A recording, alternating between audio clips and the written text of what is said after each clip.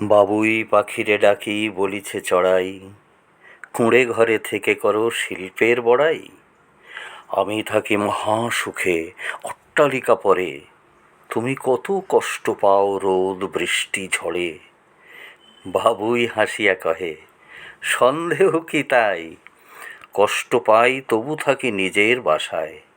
পাকা হোক তবু ভাই পরেরও বাসা, নিজ হাতে গড়া মোর কাঁচা ঘর খাসা। এই কবিতাটা মনে পড়ল বহুদিন পরে। রজনীকান্ত সেনের স্বাধীনতার সুখ, ছেলেবেলায় কবিতাটা পড়েছি এবং আজও মুখস্থ রয়েছে। আর চড়াই পাখি আঁকতে বসে তাই কবিতাটাকে আরেকবার স্মরণ করলাম। চড়াই পাখি আমরা তো ছোটবেলা থেকেই দেখে আসছি, এটা আমাদের সবসময় হাতের কাছেই থাকে। আমরা যখন উঠোনে ধান মেলে দিতাম